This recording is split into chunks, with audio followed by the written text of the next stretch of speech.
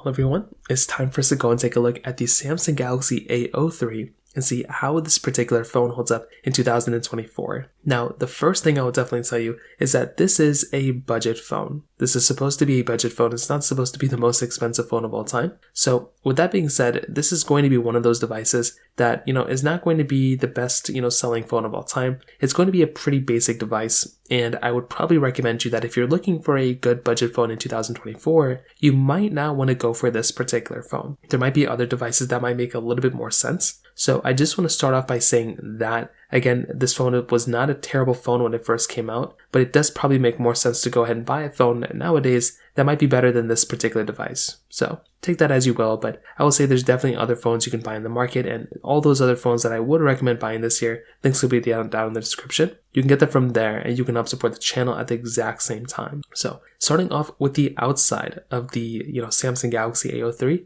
on the front of this particular device, you're actually getting a 6.5-inch PLS LCD panel on it. And it is actually a very decent panel on this thing. I do think for the most part, Samsung did a pretty good job with this device when it first came out. And I still think for a lot of people, it's not a terrible panel for how cheap this phone was. This was a very, very cheap phone, one of the cheapest phones Samsung makes. And I definitely would say from the panel side, very impressive. It's not a terrible looking device when it kind of comes down to it from that performance side, or at least from like the display side when it comes down to it. But I will say it's definitely not the most perfect thing of all time, but it's definitely not terrible either. Now, the other big thing to keep in mind here is that with this particular device, you are also still maintaining and basically getting, a little bit of an Infinity U display, which is very nice to have as well. And I would say from a lot of different ways that I could kind of think about it, I kind of do think that, Samsung kind of did a decent job, and they could have done a way worse job than this particular device at that time. So definitely from that side, that kind of covers it up from there, probably from that particular setup point. Now on top of that, with its,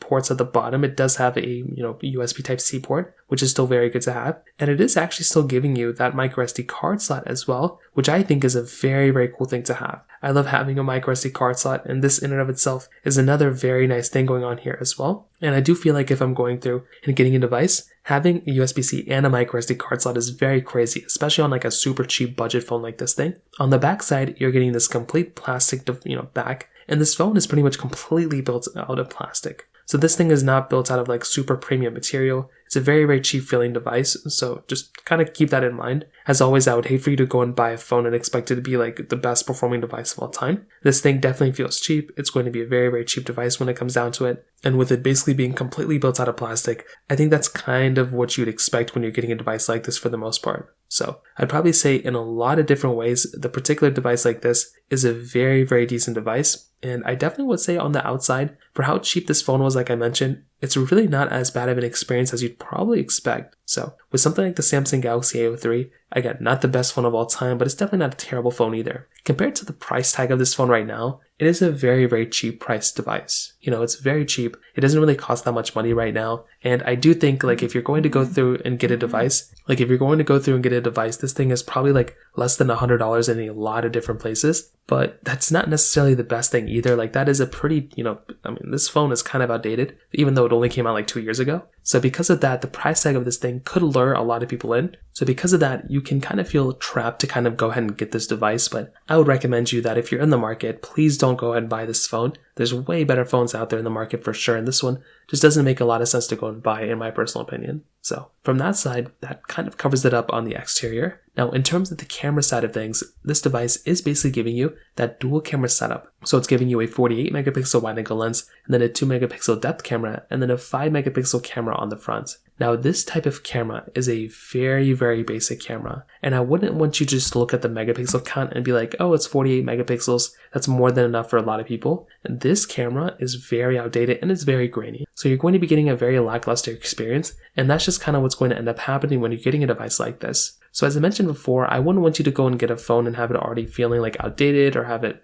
being a very, very terrible experience. And I would probably say with this type of device, you are going to be getting a very interesting type of experience when it kind of comes down to it. And I do feel like with this type of device, it just really isn't that great of a performing camera. It's just terrible performing camera when it comes down to it. And I feel like with this type of phone, if you're going to get a phone in 2024, you probably want to get a device that's going to be giving you a better experience than this thing. And I would probably tell you in almost every single way, the fact that this thing only films like 1080p video on the front and the back, I think that's a very, very bad thing. Doesn't go up to 4K. And I just think there's so many things about this phone in terms of in terms of the camera perspective, that I'm just like, it just doesn't make a lot of sense to go and buy this phone in my personal opinion. So the camera wise, that's just another area where I look at this device and I'm like, hey, I probably wouldn't recommend buying this device when it comes down to it. So from that side, I would probably say that kind of covers it up there as well. Now from the software side, this device, did get started with Android 11. It did go all the way up to Android 13. And I do think from that side, that's just a big thing to keep in mind, that this, phone's performance, I don't think was terrible, but, the software side of things, it's in one of those spots or one of those situations where it probably wouldn't make a lot of sense for you to go ahead and buy this phone because it's kind of already done getting software updates. So this is one of those particular standpoints, I would say, where when you're getting a phone like this, like, why would you go and buy a phone like this where it's already done getting software support? Like, it just doesn't really make a lot of sense to go and do that. You were much better off purchasing devices that are still better for you in a lot of different ways. And this thing just isn't supported with software anymore. So I think this in and of itself is a really, really big thing to keep in mind. And I probably would tell you that if you're going to go ahead and buy a phone, again, you want to get one that still has some software updates ahead of it. And this thing has 0 software updates ahead of it. So I'm just letting you know that too. It just doesn't really make a lot of sense to go and buy this phone from that particular standpoint, in my personal opinion. So from that side, that kind of covers it up there as well. Now, on top of that, when it comes down to the performance,